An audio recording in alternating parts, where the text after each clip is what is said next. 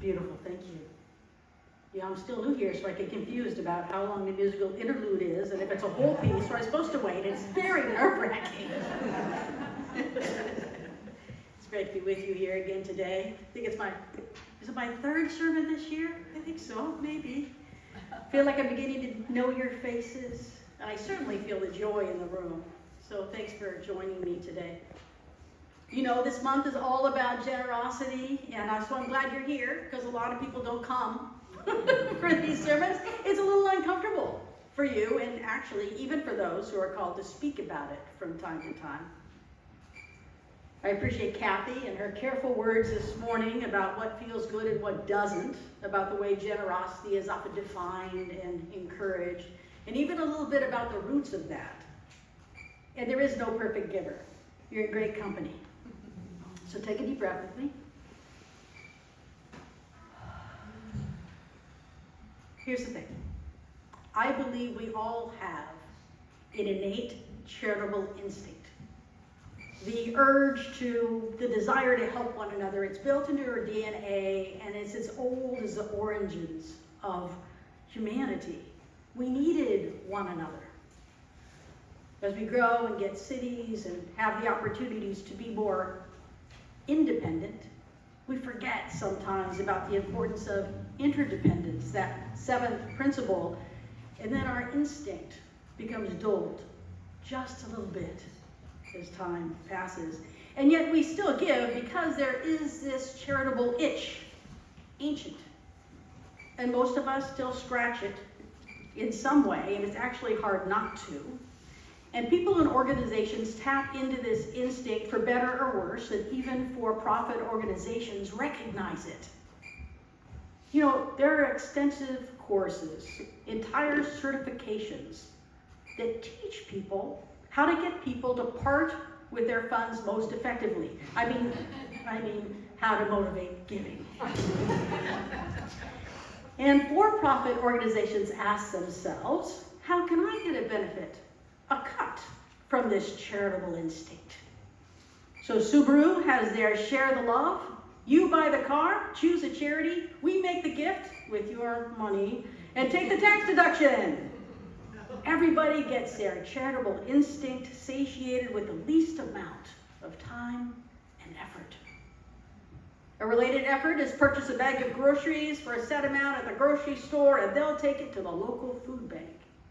Now, for-profit organizations doing non-profit fundraising is extraordinarily effective because it's easy for people to give that way.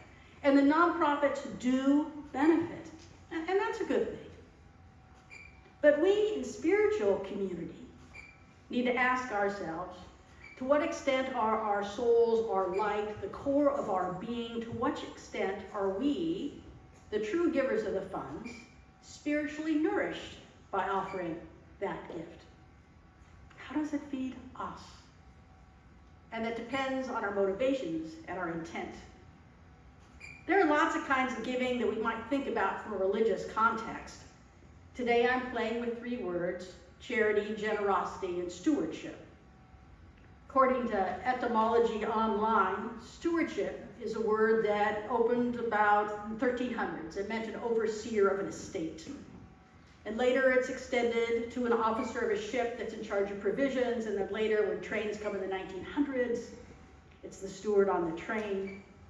But overall we might understand it as people who supervise arrangements on behalf of, and in a spiritual community, on behalf of the community or a deity or on behalf of love. We in the UU are the hands and feet of what? Fill in the blank. I'll use love. When it comes to charity, one of the things to ask in faith practice, many faith practices ask this, who has less than enough? And then we collect offerings, which are called alms or charity. And this is lifted up in Ramadan, the days of awe. It's lifted up at Christmas time. But the spiritual ask is actually to truly see those who have less than enough, to actually see them. But in today's society, we can give without seeing them at all, and even while trying not to see them. And when everybody can give a little at the grocery store or a percentage of each purchase, a good thing with kind of little effort, the work of meaningful giving is shortchanged. The spiritual nourishment of stewardship falls short because we can scratch our itch and just move on. And the great thing about the food pantry outside is that we can see the people who are impacted. They're our neighbors, they're all around us. It's not hidden. We see the redistribution box. There is at least some connection. Some of you hate passing the offering plate. I know you do. It's okay. In my 23 years as a pastor, I've learned that some adults use it like a vote. If a sermon or service is really good, we give more. Yes, we do. And if we disapprove or are disgruntled, we give less, sometimes markedly so. Of course, electronic giving has happily cut down on that way of expressing ourselves, but it's still true. Yet giving in multiple ways, time, talent, insight, treasure, presence, is a part of every spiritual community. And while we do need money to keep going, it's not really about money, or shouldn't be. Passing the plate each week is a way to teach our children how to give in a regular way towards something we value. And remind us, the adults, that we're trying to live into the values of community. Giving might help us live the first principle, providing dignity to those denied it. It might help us with the second principle, acting on compassion. Or the sixth, the more just society. Or the seventh, reminding ourselves that we are they and they are we, and true separation is some kind of an illusion. Sometimes the word generosity is used to mean a really big gift, but that's a fairly thoughtless simile to equate opening the wallet to opening one's heart. Think about that for a minute. Opening our wallet is not equivalent to opening our heart, unless, of course, we worship money. Some people do.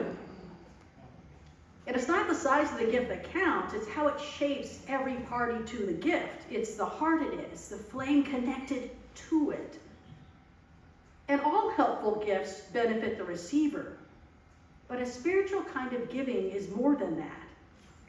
In stewardship, there is a healthy spiritual reciprocity, a way that stewardship nourishes the one who gives, as well as the ones that receive, even if not in exactly the same ways.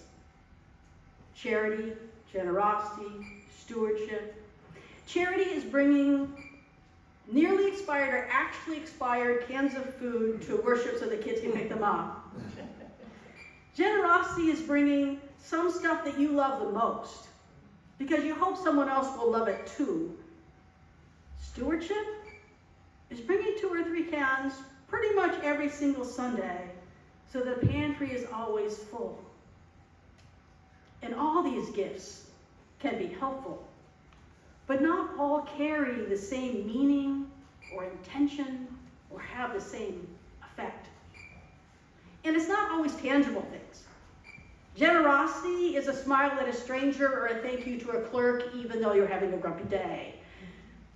Stewardship is sitting quietly beside a friend in grief with the only agenda being to keep company and us asked for more. Tomorrow's a trans day of remembrance. Charity is a sort of fake acceptance of those around us because of group pressure. Generosity is calling people by the name and pronoun they prefer and assuming that they know themselves better than we do. Stewardship is making a way for every person to be free and calling out transphobic comments or racist comments or sexist comments. Contrary to what some believe, stewardship is not keeping things the way they always have been, because humans change, and so do groups and institutions. It requires effort to take care of a value or a place or idea in an ongoing way. It takes discipline and an investment of time, talent, treasure, insight, presence. In these deepest ideals, there is giving and receiving, and sometimes we can't even tell them apart. When you're in the midst of true stewardship, it can feel like you're in the middle of a super hard workout after you haven't exercised in a month. You're aching, you might be shaking a little, you're probably thirsty, you know you're gonna hurt like heck in the morning, but you want this, and it feels good in a strange kind of way, in a mysterious kind of way. Stewardship is sometimes altruistic and unselfish, but it's almost never completely without reward. Many of you have been in this place, stewardship, for the last several years in USM. James, Roger, Becky, Trish, many others practiced a lot of stewardship, offering time, talent, likely treasure when no one was looking as well. And I'm sure it didn't feel good every day. And yet they were good stewards. And do we appreciate them? Yes. There you go. And is there a reward we all share? Yes. Yes. Stewardship, the community paying attention to the community needs in the ebb and flow of living and change. How often does our electronic giving make us feel like a pledge is a one and done thing? Even if we get a raise, even if we see a greater need emerging after a budget has passed. For example, you planned on one full-time pastor, you have 2 part-time pastors, it might be costing you a little bit more. Has anybody gave a little bit more? At our meeting, the treasurer told us we were 20% of giving, 25% in the fiscal year. Did we notice? Oh, I know. In the end, we've depended year upon year for people to step in at the last minute, our heroes, and fill the gap, luckily around tax return time. It works. I mean, it's kind of thrilling, the nervousness, but is it the best practice? Just ask me. A pledge might be generous, but it's not necessarily stewardship. It's a gift that lets us give it and forget it sometimes, with a sense of having done our part. Stewardship is deeper and more involved. It's the annual campaign giving, your pledges. They can actually be either of those, depending on your approach and your attitude about giving, the purpose for which you give. I'm not judging, you get to be the judge. I would call our community connection with, I'm going to say this wrong, Uli. Did I get it? Ulai. With the Ulai community in the Philippines, it seems like stewardship. It didn't actually begin that way. It started as a very small thing, as sort of a pen pal thing as I understand it, but it evolved over time, and by 2009, it expanded into a real program of care and connection and visiting with each community, so it feels like a more personal connection. And now it's expanding more into what appears to be community farming and gardening efforts that are going to meet important needs for those who do not have enough. And UUSM works, Carol and Susan work to see that those impacted are not strangers to us. There may be more in that group that work to see that they're not strangers to us. They benefit, but so do we, in insight, in awareness. Stewardship is the instinct to hold hands in mutual effort and responsibility, and there might be times when it doesn't feel good, but we hold hands anyway because there's value in it. Because we know that we'll feel good again if we persevere. Because you know what? That's what love does. Because we're doing this together, and it matters, and it's worthy. And it doesn't mean we're finished. There's also a mutuality and reciprocity in healthy spiritual community. Ideally, we give and serve in a sacred balance, with seasons where we might do more than the other. But in the long run, with a loyal commitment to the vision of not being just an observer, but a full participant in the maintenance of the place, we share ourselves. We all help carry this load in turn and in time. We're all called to some form of stewardship in mature community and I ask you if you're helping to share the load in healthy ways. Are we good stewards of each other? Or do we watch all give extraordinarily while others who could, perhaps, are less supportive? And this is one of the questions of transition time. How do we share our load? How do we organize it in a way to make it sustainable? And in a mature community, it's not all about us. Not as individuals, not as UUSM. It's about the community that surrounds us as well. Are we practicing good stewardship of the community we share? And that is a sermon for another time. Take a breath.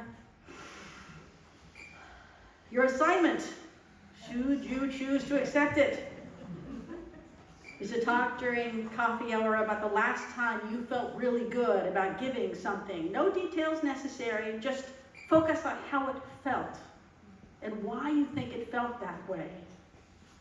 Or thank someone in community that usually goes unnoticed, but scurries about doing things in the background. Or lastly, for fun, think of more examples of the difference between charity, generosity, and stewardship. I'm going to give you one more. Charity is sometimes offered on the first date with someone you thought you were really attracted to, but soon develop it's not going to work.